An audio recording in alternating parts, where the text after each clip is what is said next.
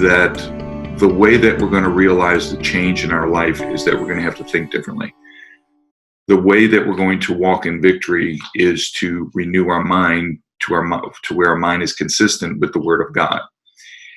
And many of us, especially those of us that have gotten older, we have a tendency to kind of look and say, I'm not where I know I'm supposed to be or where I want to be. And there's certain things that have been holding us back. And we need to now investigate and find out what those things are, and then begin to make the changes necessary to live that victorious, productive, and prosperous life that we desire to live. One of the things that Dixie's talking about on Wednesday nights is she's been talking about being a conqueror, being more than a conqueror. And one of the things about being a conqueror is if you're going to operate and walk in that conquering place, then you're going to have to begin to think differently. Okay? You cannot have the old thinking, stinking thinking, as we call it, and walk and be in that conqueror that God has designed you to be. So we're going to get into this today, and I really believe that's going to help many of you break through some of the barriers that exist in your life to achieving your vision and dreams. A scripture that I really love in the Word of God, and it's very easy for most of us to remember, and that is this: as a man thinketh in his heart, so is he. And I think that's a powerful statement, that as you think in your heart, then that's who you are. That's what you're going to manifest. That's what you're going to realize. And again, I have said my view is that when the Bible is talking about the heart, it's speaking about your subconscious, your inner man, that deep inward person, that's deeply embedded in your soul. And we talked about that last week. In Proverbs 23:7, in the Young's literal translation, that verse reads this: "For as he has thought in his soul, so is he." And of course, the soul is consisting of the mind, the will, and the emotions. Now, that being said, we learned last week that 95% of your decisions, your actions, your behaviors, your emotional behaviors, they come by way of programming within your subconscious mind, within that heart. Again, as a man thinketh in his heart, so is he. So if 95% of everything that we do, everything, all the responses that we have, if 95% of that is based on the subconscious mind, then I think we need to understand that. What does that look like? Okay, how do we deal with that? And that's what we're going to talk a little bit today. Is how do we deal with some of those strongholds? There are strongholds in our mind. A stronghold is a fortified way that we think. If we think a certain way, whether that's positive or negative, that becomes a stronghold. It's a place of a thought pattern that we have secured, that we have fortified, that we're locked in on. And again, if you think positive, if you think healthy, if you are thinking godly, if your mind is stayed on the Word of God, then that can be and should be a positive stronghold. But many of us have negative strongholds. In most cases, when we talk about strongholds, we're talking about strongholds from a negative perspective, or we'll even use the term demonic stronghold. A negative stronghold is indeed a demonic stronghold. And some of those strongholds can be worse than others, but they're a stronghold nonetheless. Okay? So when we are talking about the soul, and we're talking about the conscious mind and your subconscious mind, 5% of everything that you're doing, all your responses are going to come consciously. That's going to be 5%. But the 95% is housed in the deep inside within your subconscious. Now remember, when we talk about the subconscious does not know the difference between what's real and what's unreal. Doesn't matter if something is real or not real to the subconscious. The subconscious is basically just going to be programmed to respond a certain way or tell you things a certain way or a certain pattern based on information that was given to it. Okay, so here's the real question: what was programmed in you? What was programmed in me? What was programmed in us early on, in those early years, those childhood developmental years, that 0 to 10, 0 to 12, whatever it may be? What was programmed into you? Well, a lot of us know that we've gone through some trauma, we've gone through some abuse, some control, manipulation, molestation, verbal abuse, emotional abuse, physical abuse. We know that there was been dysfunction in our life, in our childhood. And all of that, I'm going to tell you, has an effect on you. Okay? That's how God designed things. He designed things that, the goal is to have, or the purpose, the plan of God was for you to have, and I to have, healthy parents, a functioning family, a family that taught us the things pertaining to the kingdom, a family whereby mom and dad were both present and involved, a family where mom and dad validated, affirmed, loved, supported, protected, trained us, corrected us where necessary. But a lot of us, if not most of us, we didn't have that. Now, again, we may say that we had a pretty good childhood, or some would even say, well, no, my family wasn't dysfunctional. Again, if it's not functioning God's way, then I can just state to you that it is dysfunctional. If a parent is abusive, whether verbally, physically, emotionally, if a child is rejected from his original family members, if there's molestation, perversions involved, whatever it may be, if there was arguing and fighting, I'm not talking about one argument or one fight, I'm talking about a pattern. If there was anger issues, those type of things will have an effect. So what people said, what people did, your experiences, all of that is going to have an effect on the program. So you have to look at, relative to where you're at today, relative to your dreams, your visions. What did you see when you were young? What was put in you? Were you encouraged? Were you supported in your dreams and visions?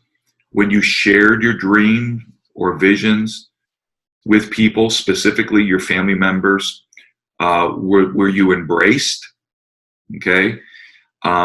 If you shared them with your classmates and they laughed at you or mocked you or scorned you, and you went home to mom and dad and were crying or upset, did you get the reinforcement that was necessary to build you up, to encourage you? How were problems handled when you were young? Did you see your dad constantly frustrated at your mother, and rather than confronting and navigating that situation with your mother, he basically became, he avoided the conflict, perhaps running to some addiction or leaving the house or sitting around and just watching sports or television? Was your mom miserable in marriage? Was your mom miserable being married to your dad? Did she cry late at night? Did you hear her crying? Did you see her depression? Did she become dramatic? Did she create scandal? Did she create situations that you as a child, you saw and that adversely affected you? What were you told? What were you told you could do or you couldn't do? Were you a type of child that was perhaps placed in front of a television and you didn't have any relationship per se with mom and or dad, or one or the other? Were you put in front of a television and were able to watch things that you now know today that really were not things that you should have been watching? Did you witness tragedy on TV? You can turn on cable television today, or internet, of course, and you can see tragedy. It's a very naked society we live in. Murder, violence, perversion of all types, okay? Injustices, what have you. Were you that type of child? Were you placed in front of a television set? Were you told the chances of you finding a good man were slim, that there are no good men out there? Okay? So these are the type of things that we have to really question. And I think the more that we question them, the closer we become to realizing who we really are, and of course, achieving the dreams and visions that we have. Okay? Now, I want to say this. You may be sitting there and saying, well, if this is all programmed into my subconscious, I mean, I didn't want that. This isn't fair. Well, listen, I agree. You may not have asked for this. You, quite frankly, really didn't even have a decision in it for the most part. Okay? It's toxic, and it's what happened. Yes, you were part of that situation or family or whatever where there was dysfunction and toxicity and poor behaviors and so on. But today, you can do something about it. You don't have to sit there, and it doesn't have to be this way forever. So what we want to talk about is we want to begin to explore what type of limits, what box are we in? What type of box has been placed around your life? We need to find out what and where that's located. So today what we're going to talk about breakthrough thinking. We're going to talk about removing the self-limits. Removing self-limits, because again, we have to own, we can't blame our past, we can't blame our parents, we can't blame society, we can't blame a particular race, we can't blame a political party or whatever event is happening in the world. We have to take ownership for our life. This is your life. This is my life. We have to own this. So today we're going to talk about removing self-limits. Now, this is where I want you to begin to take some notes. We're going to go through some exercises here. And as we go through these exercises, there's going to be different categories, or what we'll call different zones that your thinking can be in. And in the exercise that I'm going to talk to you about now, I'm going to use terms like X and Y, okay? And I want you to know that what X represents. So if you have a piece of paper, write this down. X, in our exercise, X represents basically a negative belief system or a conditioning of your mind. X is that which is negative. It's a conditioning of your mind from both a conscious level and a subconscious level. It's negative. And of course, in our exercise, Y, what Y is going to represent is ideas you have, dreams you have, a vision you have, whatever it is that you would like to achieve in life. So think about your dreams and visions. Think about that business you want to start. Think about that husband that one day you want to marry. You want to have a healthy husband or wife and have a healthy family, a beautiful family. Again, a business, a job, a career, a ministry. Maybe you want to write a book. Maybe you want to do some public speaking, whatever it may be. Okay. So again, X in our example, because we're going to look at your life. We're going to look at your life. And we're going to look at your life from your soul perspective, your conscious mind and your subconscious mind. And X is going to represent negative beliefs, and Y is going to represent ideas, vision, dreams, and so on. Okay. Now, in our exercise, I want you to know that as we introduce this, what we're going to talk about happens really fast. Okay. It happens literally in milliseconds, if not at the most a second. Okay. It happens very, very fast. And we have a place where people can get to, and this is one of our first obstacles, where we have in our conscious mind, we have what we call X-type thinking, negative thinking, consciously, okay? It's very limiting, it's very negative. It's even what we would call in our conscious mind, our brain, negative wiring. Okay, think of it that way. And in our subconscious, deep inside, based on all the different things that we experience in life, most of it from early on in life, we have X thinking as well, or what we'd call a negative belief that is that exists in our heart. Now, this area or this zone, this is called your place of comfort. Okay, so let's think in terms of you want to achieve something in life. Let's say you want to buy some real estate. Okay, let's say you want to start a business. Okay, we'll use those as an example. You can replace it with whatever dream or idea or vision you have for your life.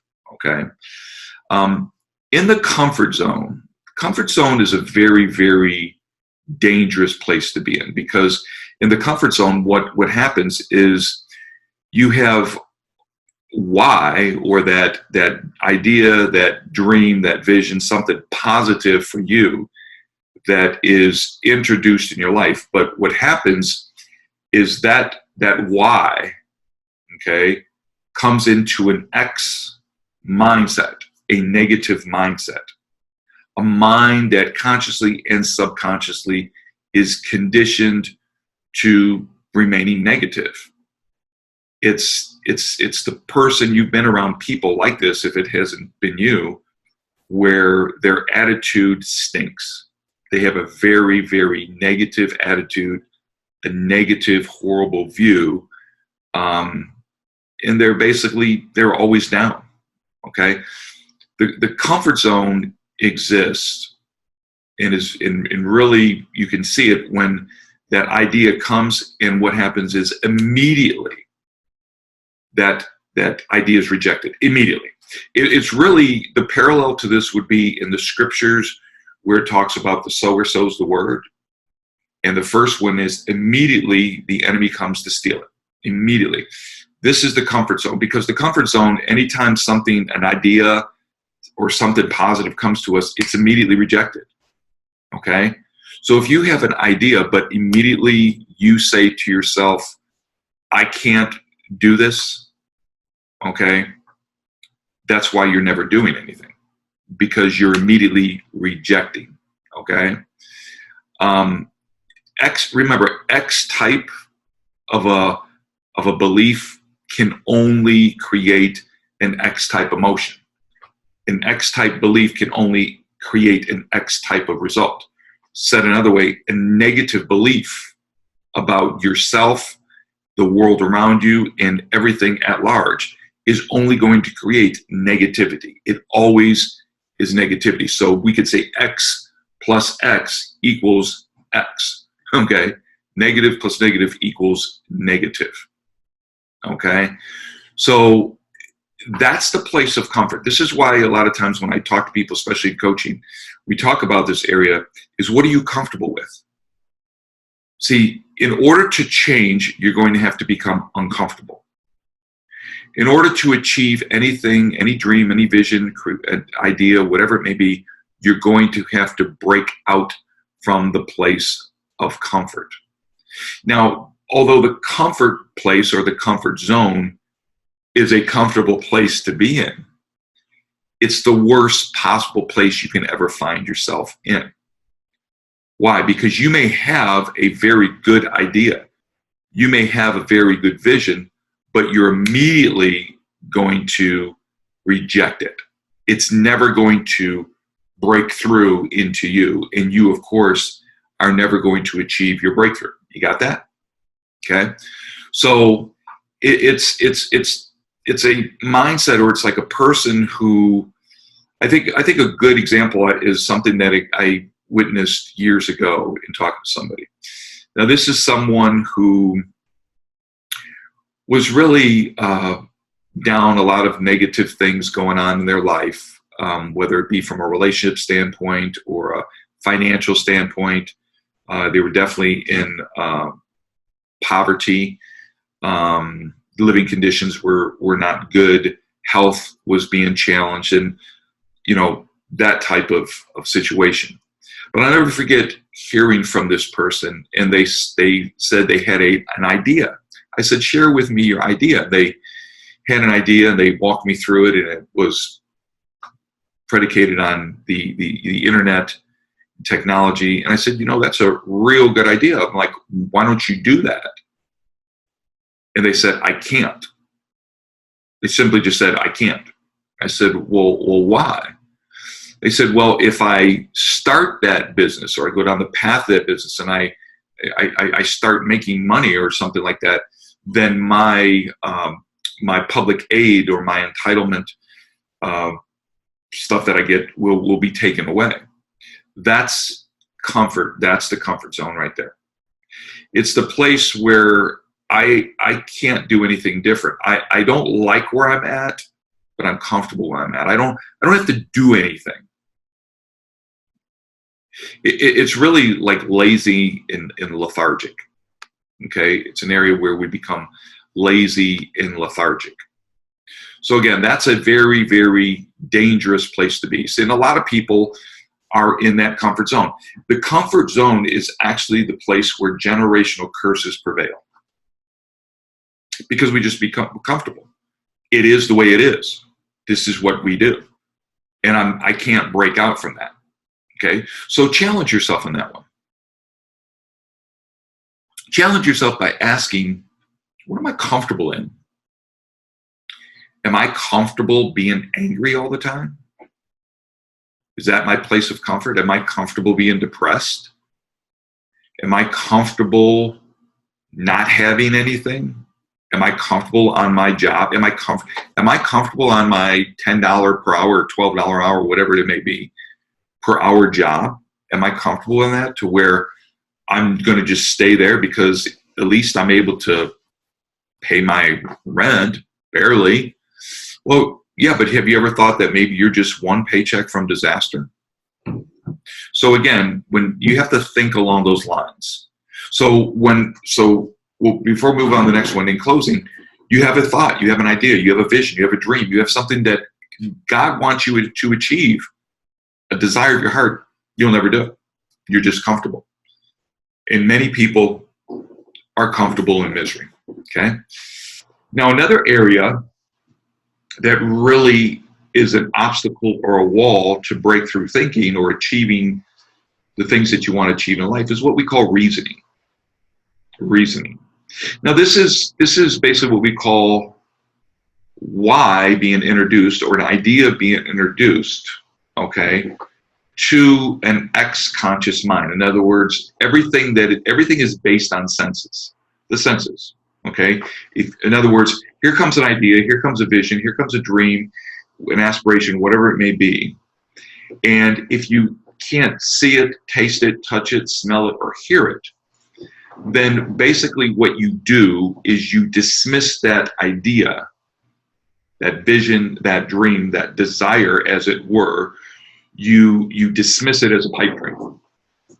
It's nothing more than a dream. Okay, your reasoning begins to dismiss it. Okay, now again, this idea that is actually created in the conscious mind, you create it there. Okay, it's going to hit the area of the conscious mind that says, well, wait a minute now. It's not fact. My senses aren't catching on to it. So although the why idea is introduced, okay, in the conscious mind, you begin to entertain the thought of the idea, reasoning with that X negative reasoning, which is based on senses, basically dismisses the idea as nothing more than wishful thinking. And again, remember I said earlier, this is done very fast. That type of thinking, that reasoning, will never move on the idea. It's an idea, but I'll never move on it because my senses are prohibiting me from doing it. Basically, the flesh is prohibiting me from doing that. Okay, I'm looking at the outside. I'm looking at the exterior. If those things, we get this a lot. If those things don't change, I can't do that. Everything's based on outside. So if the conditions are not right, I can't do it. I can't move into that neighborhood. Heck, the homes are going for $500,000. I can't move there. Why? Well, because my conditions aren't right. I don't have enough money.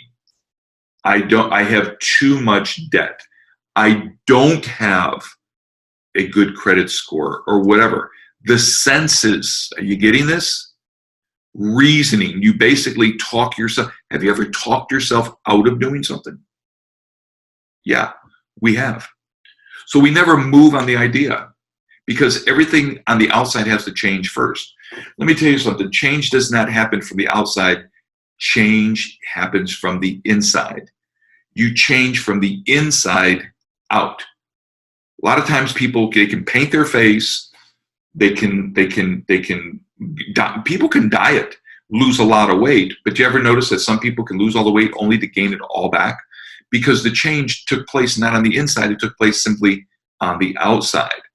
We have to have a change of heart. So what we do is when the why idea comes, or the vision comes, we basically abort it because the conditions aren't right. Or we say the provision must be there before stepping out. In other words, I can't start a business until I have the provision to start the business. So I'll start the business once I get the funding. I always tell people this. You're going to have to, the Bible says walk by faith, not by sight, right? You need to start walking by faith. You need to, this is why I have a problem with the whole activation. Let me go someplace to get activated. No, you need to activate yourself, okay? Activate yourself. And the way you activate yourself is by faith. Faith is the thing that activates you, okay? But you have to take that first step. Like Peter, you have to take the first step out of the boat. The Lord has you after that, but you have to go through that. But again, if the conditions aren't right, then, would Peter have gotten out the boat if the winds were already blowing or everything? Would he have done it? Okay. I don't know. But that's what we do. We typically look at outside conditions and talk ourselves out of it. We would simply say, I can't do it. Can I say something? Yeah, you have to probably talk louder because I think that the winds were blowing. I think that they were in the midst of a storm. Yeah, you're right. Yeah. And but Peter, had his eyes on Jesus. That's what made him stay focused and not see what was around him. What happens in us, though, is that we have our eyes focused on other things. It's just like you say, on our perception, what we've agreed to, on our reasoning. So therefore, our mind sees that, our eyes see that, our mind sees that. That's what the picture that we send to our heart. So it makes so much of a difference when you're looking at Jesus. And it just makes me think about that song that says that when you keep your eyes in his face, the things around you will grow strangely dim. And that's true. Mm-hmm. So that's why he said to set your mind on things above. What are the things above? He is those things, his word, So when we do that, we're actually defeating the very thing that we're trying to conquer when we begin to look at other things. Although our reasoning, and the natural man, our senses would say, look at what's going on around you, because that's how they come to their conclusions from this, the old man from his senses. Right. So the new man is saying, no, look at God. Don't look at, your senses. Don't look at what don't walk by sight. Don't look at what don't listen to what comes to you, what voices speak to you. Listen to my voice, God says. Right. So it's a total transformation that comes about by us letting him do it. The problem we have is that we try to go do it on our own. We're like, I just don't know why this isn't working. I've did everything I can do. Mm-hmm. Going back to works. No, I believe this. As you set your mind as you keep your eyes focused on him, then the things that you will see in him will begin to operate in you. Right. It's not I'm going to know about what he's like and then I'm going to be what he's like. I think it's I'm going to know him, and then from knowing him, I'm automatically going to operate like him. Right. Yeah. Very good. And so that's what we're talking about as far as the reasoning. If you look at those five senses, then you're not looking unto Jesus, the author and finisher of your faith. Again, this is going to have to be by faith. So you as a believer, again, if it's reasoning, you're going to, in most cases, talk yourself out of it, unless all the conditions are right. If all the conditions are right, it doesn't require any faith, but you're predicating everything on the flesh. It's basically everything's laid out there for you. There's no faith necessary. So again, Dixie brings up a good point. What are you looking at? Are you looking at him? Well, who is him? Him is Jesus. Who is Jesus? Jesus is the Word of God. This is why we always have to look into the perfect law of liberty to see ourselves. If we see ourselves through the lens of the flesh, and we see ourselves based on the past, that stuff that's even embedded in our subconscious, we're not seeing correctly. So again, we have two things that we struggle with right off the bat. One is we're in a place of comfort and we hate it, but we stay there because we don't have to do anything. And then of course we have the other element of reasoning that we have to deal with, okay? Our senses, okay? So we need to, again, exercise faith, not utilize reasoning for achieving our dreams and visions and goals and so on, okay? Now, the next thing, as we talk about breakthrough thinking and how to deal with our limited thinking that we have, because we put these limits on us, okay? We put these limits, nobody else, okay? We put because we're older now, we can make a decision, okay? So another thing that we go through is what's called conflict. So here with conflict, again, you have the same why being introduced, okay? You have the why idea or vision or dream being introduced to your mind, okay? Okay? Perhaps, I'll give you an example, perhaps you heard something, perhaps you saw something. If you've ever been to like a conference, maybe a motivational conference, a business conference, a real estate workshop, an investing workshop, or whatever it may be. Maybe you read a book, watched a YouTube video, heard a speech, whatever it may be, that's being introduced, okay? They're telling you can do it. You can, and all this is good. So the why idea, the why dream, that positive idea, that positive dream, that you can flip houses or you can invest in Forex currency or whatever it may be, okay? It's introduced and it's not rejected by the reasoning. In other words, your reasoning doesn't reject it, okay? I can't buy a house, I don't have any money. So your reasoning's not rejecting it, probably because of something you heard them say. And what happens is it now mixes together with your subconscious, okay? This idea, we'll use the term idea or vision, comes in and begins to, it now gets to the subconscious level. And again, this stuff is happening like this. And it begins to mix with the subconscious beliefs.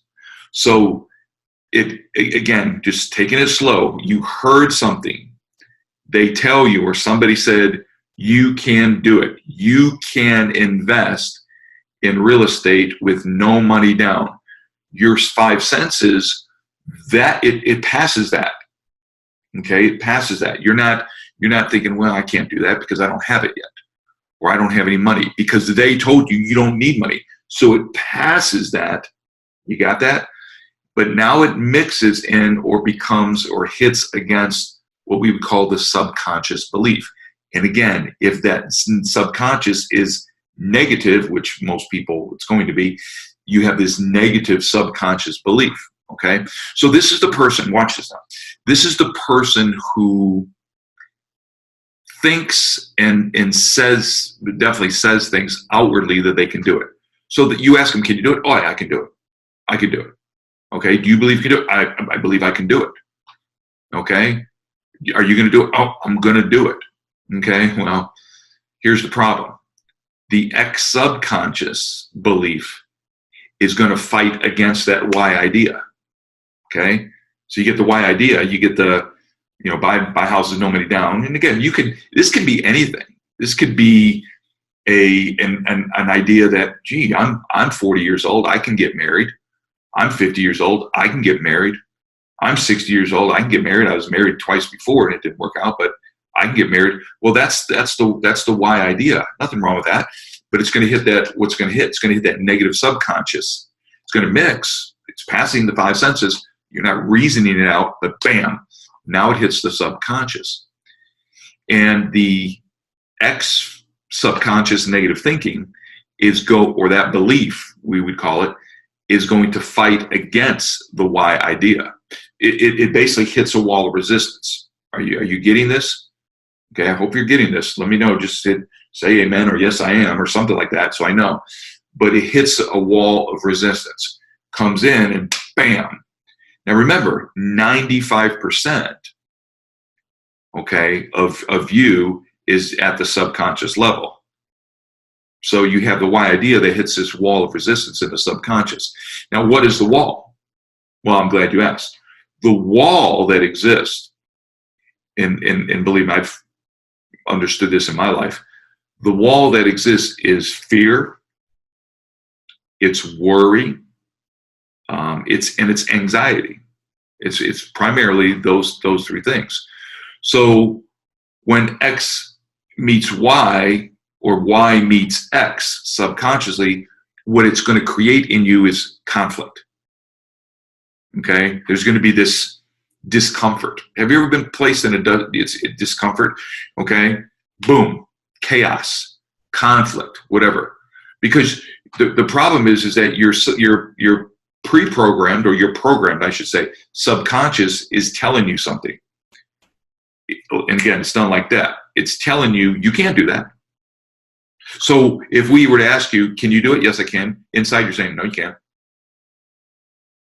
Do you believe you're a millionaire? Yes, I do. No, you're not. No, you don't.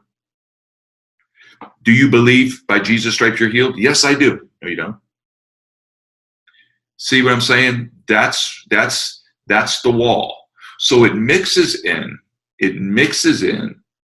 but it hits the wall of resistance. It's immediately because of fear, because of anxiety, because of worry, what have you, bam, it hits it, and it basically discards it.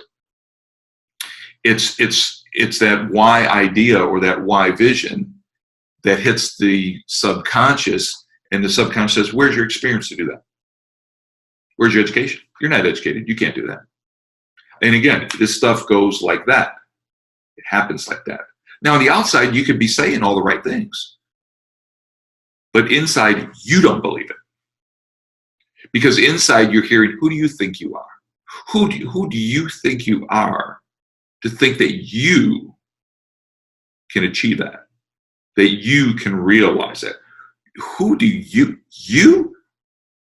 Because your subconscious is basically repeating the program of you're no good, you're not valuable, look at all the mistakes you made, you're dysfunctional, you're not an apostle, you're not a prophet, nobody activated you, nobody reset you, nobody set you, nobody confirmed you, nobody this. You're going to have all that stuff running, and your subconscious will say, you can't do it. But on the outside, you say, bless God, I can. No, you can't. And guess what? You won't. You can say it all you want on the outside. It's like people that get saved. People could say on the outside, I'm saved, but on the inside, no, you're not. I love the Lord. No, you don't. Well, no, I love Jesus. No, you don't. Okay. So again, this is you need to understand this so you can deal with it. Okay. Your subconscious may even tell you what happens. This happened to me many years ago, and it's still something I think probably at certain levels I definitely deal with. But my subconscious said, what if you succeed? Fear, boom, boom, boom, boom, boom, anxiety. What if I do succeed? What if I succeed? What if I get accepted? I'll never forget, this is many years ago. I was like 19 years old, 20 years old. I can't remember which. But I filled out an application to go to school to become a computer technician, I believe it was. And it was at DeVry. And filled out paperwork and all that stuff and sent in my application with, I think it was like $50 back then, fee to whatever. And it came back, you're accepted. You know what? I never went. I never went. Why? Because, again, it was a great idea.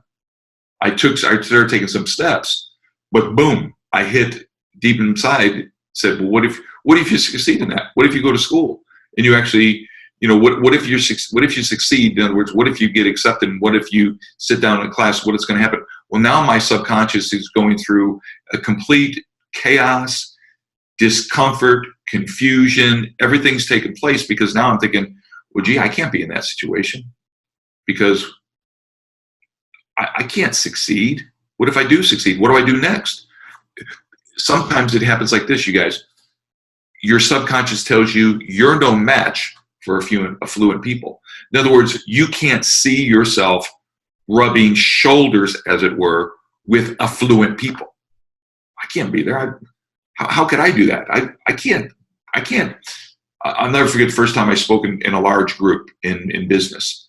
My subconscious was hitting me hard, saying, how are you going to talk to these people? Are graduates from Harvard and Northwestern and all these different schools. You don't even have a college education. How? You can't do that.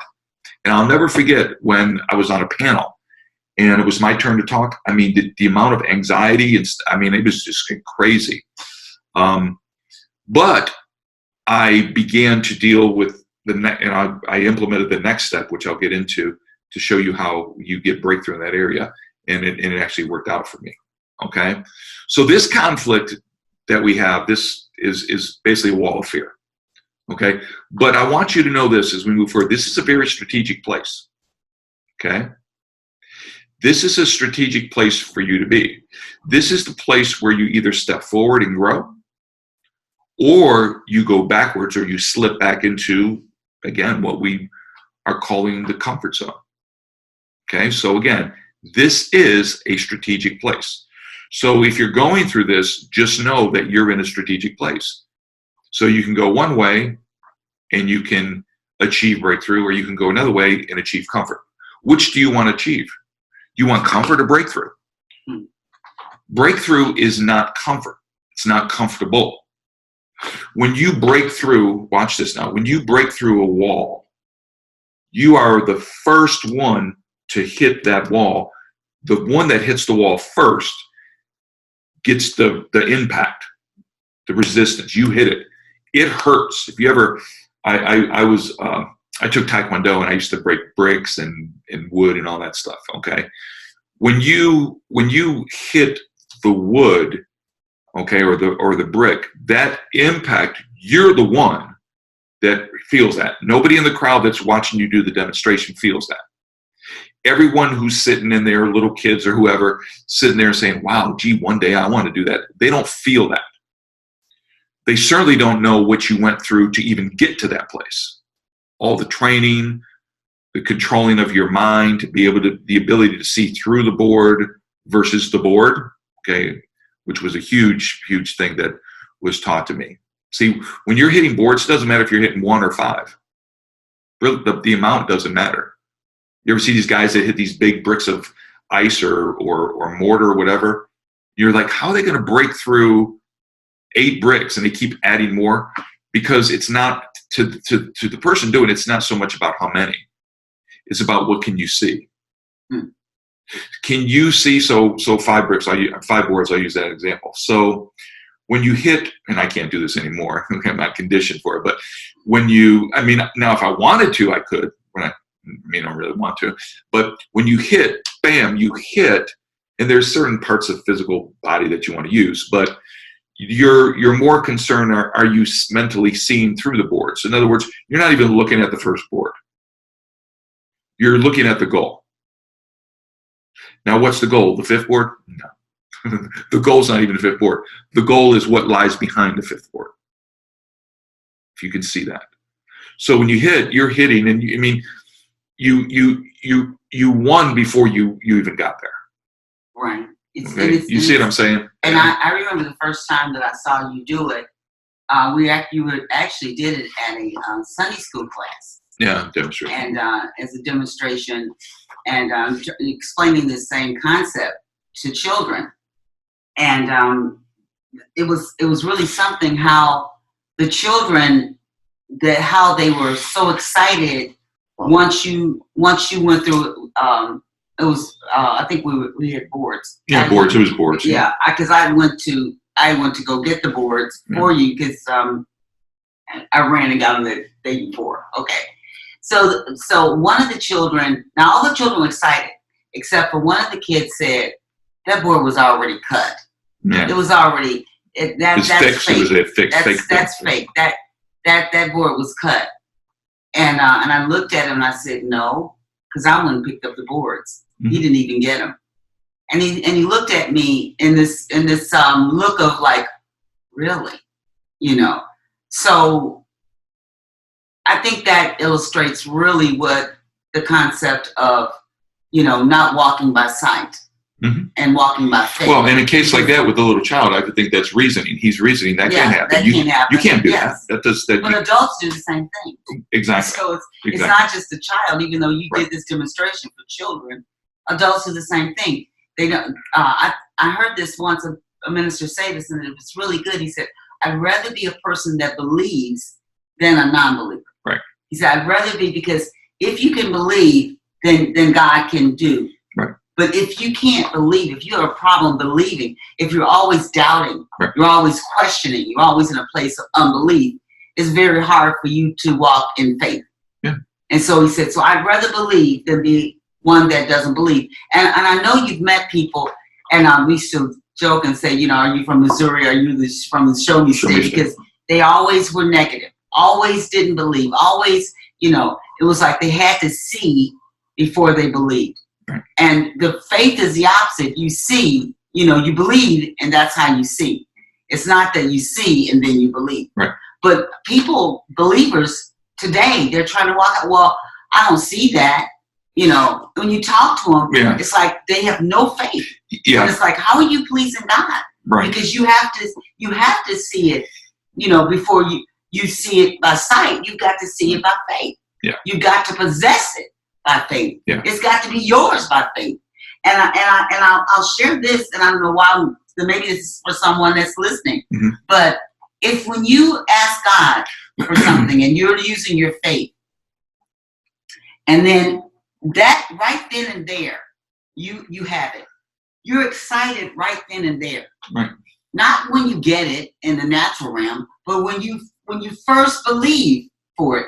That's the excitement, And then once it happens, it's kind of like really it's not that exciting as at first when you believed. It's when you see it, it's like, oh yeah, the excitement was in the beginning. The excitement's at the belief. Right. Yeah. And at least that's how I would face for me. But I see people, they say they believe at the first, but when they see it, that's when they start shouting, right. Glory to God, praise God. Right, thank you, Jesus. Yeah. I start shouting when I'm able at the beginning to just by faith believe it. Right. That's my shout. That's my thank you. So I think we got it turned around. We need to believe, shout, and thank God in the beginning, then go forward and see that thing manifested because you already got it. Yeah. You already got it from your faith. So I know that sounds strange to people, but that's really how it works. It doesn't work when I see it now. I'm excited. Right. Now I'm thinking, God, well, you say it may sound strange. Yes. You say it may sound strange, and that's fine. If to you it's something strange, then that has to be the point of resistance. Okay, you have to now make that what seems strange become the norm. Yes. See, what's amazing, we talked about this, Dixie. One of the things that's amazing is the world has taken these principles. Now, they don't necessarily know that they're God and a kingdom principle. What they do know exactly is that it works. And kingdom principles work for believers and unbelievers alike. It's a principle. Seed time and harvest is a principle. You can be a farmer. You don't need to be a believer. If you sow the seed, you're going to get a harvest that's greater than that seed. Okay? If you, as an unbeliever, extend love and courtesy and friendship to other people, most likely that's going to be reciprocated to you. That's a law. That's a kingdom law. That's a principle. And I've always said this: live the principles. Because in the principle of faith is, I believe it now, and like you said, I rejoice in it now because, and I had this conversation with somebody the other day, is that it's not a matter of you waiting for it. You already have it.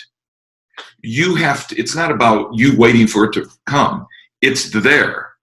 Okay? What you have to do is your life has to catch up to it. Okay? It's there. But you have to begin to, again, what we're doing today is you need to understand, listen, there's a comfortable place for me. Your comfortable place has to go. Right. There is reasoning. You have to deal with that reasoning and get beyond the reasoning.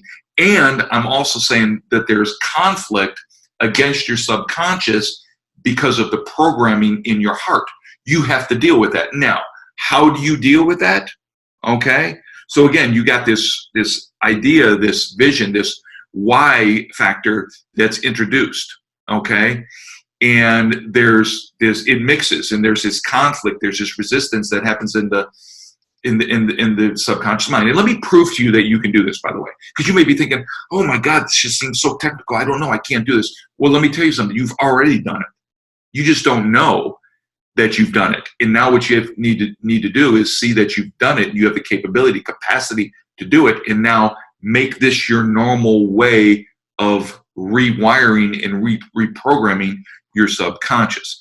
So in the breakthrough stage, I'll use that term, in the breakthrough stage, when you have that why, that idea come to you, and you have the same resistance, you have the same worry, the same anxiety, same fear, okay? But what you do is now what you do is you begin to continuously see or focus in on the possibility. It's called possibility thinking. Isn't that amazing?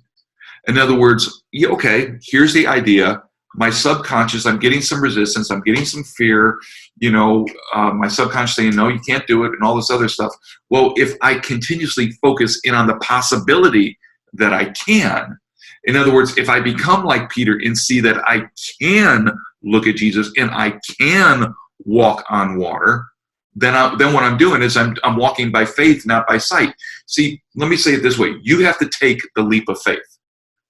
Okay? It's going to require faith. You're a breakthrough believer. Come on now. You are a breakthrough believer. And you walk by faith, not by sight.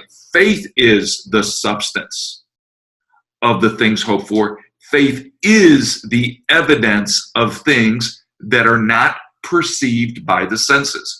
Gee, we're covering it today, aren't we? Without faith, you're not even going to be able to please God. So everything that you're going to, every idea, every vision, every dream is going to have to be done by faith, not by sight, not by reasoning, if you're not going to be comfortable in it, okay? So what you have to know is that not only do you need to do it, but that you have done it. Now, what do I mean by that? Okay, so yes, today where you're at, you need to change the way you think. You need to deal with your subconscious, and we'll show you how. You need to renew your mind, and we'll show you how. But I want you to understand you've already done this. Maybe on a much lower scale or smaller scale, but you've done it. See, remember, the terror wall in your subconscious of fear, anxiety, and worry, it's always been there. But you've broke through that wall once before, if not many times before. Okay? Going back to the board example, do you think I wasn't afraid that I'm going to hurt my knuckles? Okay? I remember when we first started doing it, and some of the kids that were in the class, and they would teach you how to condition your knuckles, and they would hit it, and they'd go, oh, and they'd start crying and all this other stuff, and their moms would come out and say, oh, little, well, again, you have to tell mom, go sit down, because they need to break through that part. They need to break through and know that, you know what, that little bit of resistance, don't worry about that. You can break through that resistance and ultimately break through the board. Okay? So I want you to hear me as we close up here today. You can do this. Now, why do I say that? Well, because there's something called the law of first. Again, it's a principle, the law of first. Okay? Think in terms of first. Remember, what is it? First in flight. Okay? Okay?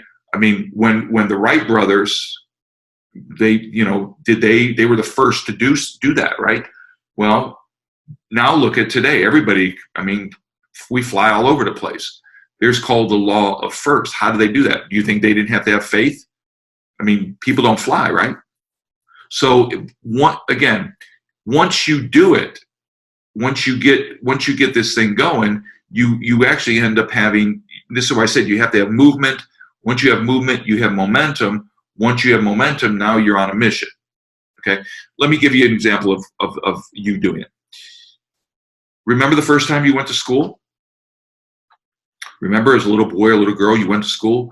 Do you think you had worry, anxiety, and fear? You think that there weren't things inside of you that created or were part of that wall of resistance, but yet you went to school, and after that, you went to numerous grades in school.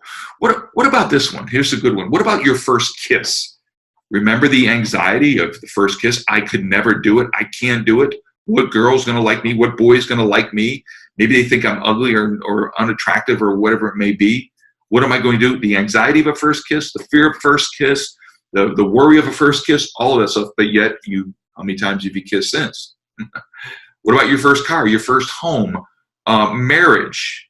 Getting married, the anxiety, the fear, the worry, all this stuff that goes with it, all that resistance, that was a wall. That was a wall. But yet you broke through. Well, it's the same principle. It's the law first. You can do it. But you're going to have to do it by faith. Okay? I guarantee you when you first got married, you got married by faith. Okay? I know the first home, how do we buy our first home? By faith. By faith. First car, by faith.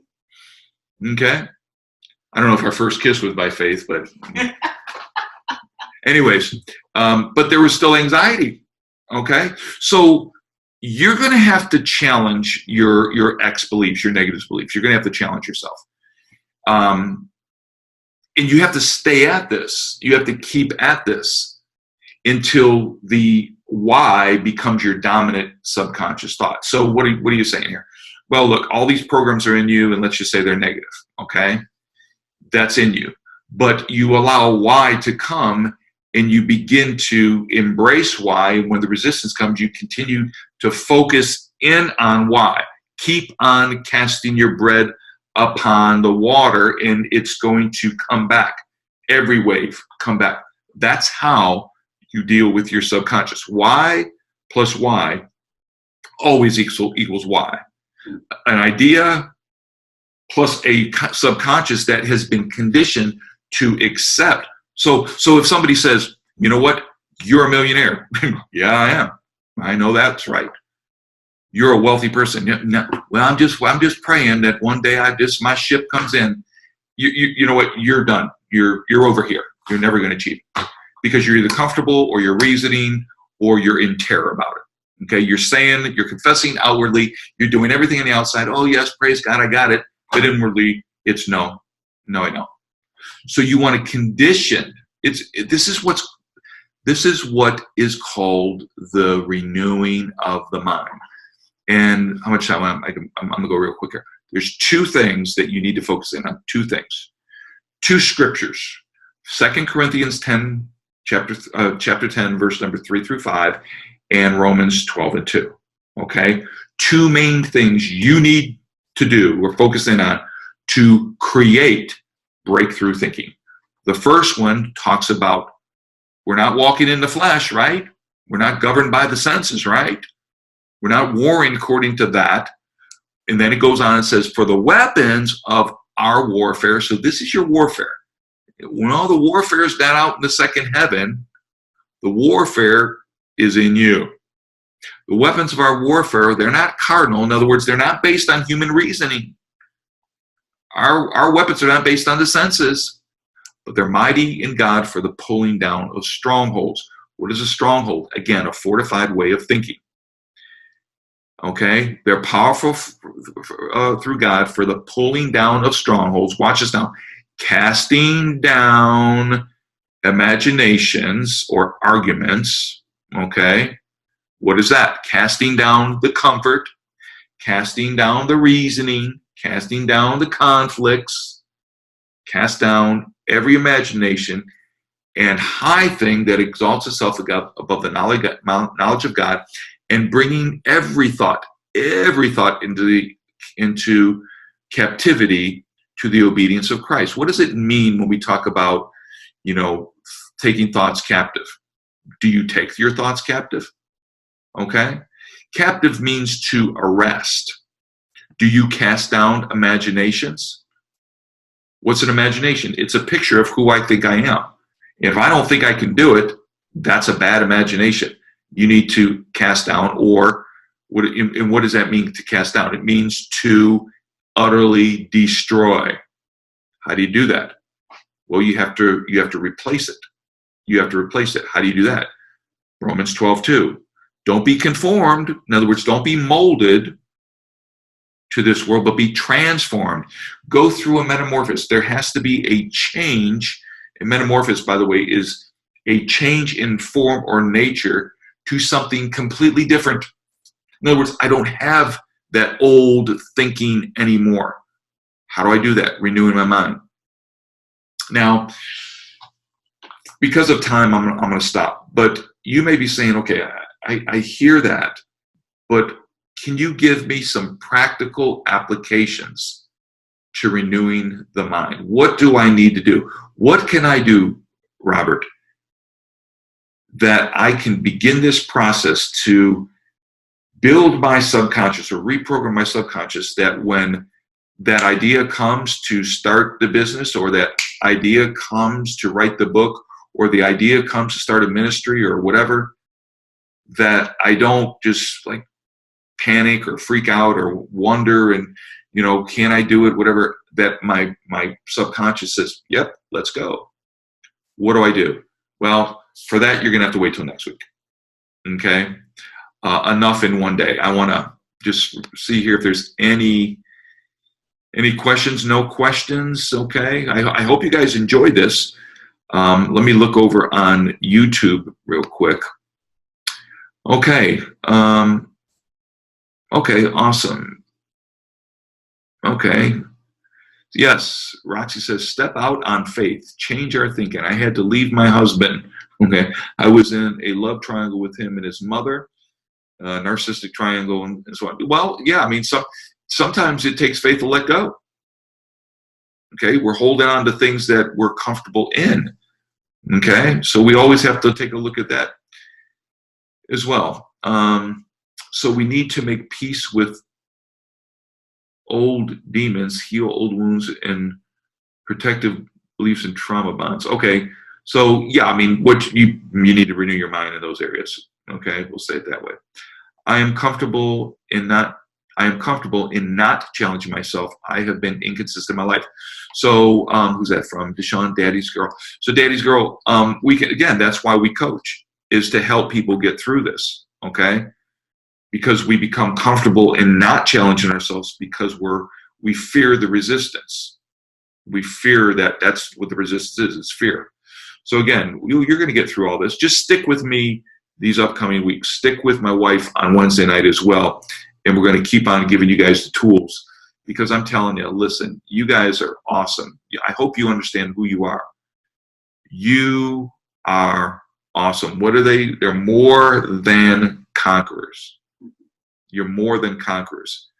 So there is so much that God wants you to achieve in life. It's time. But you have to deal with this garbage, this toxic, septic thinking and emotions that through the past, whether it was narcissistic type parents or codependent parents or people involved in life, there's a ton of different reasons. The trauma, the abuse, there's a boatload of reasons. Regardless, you can still be everything that you desire to be and everything God purposed you to be.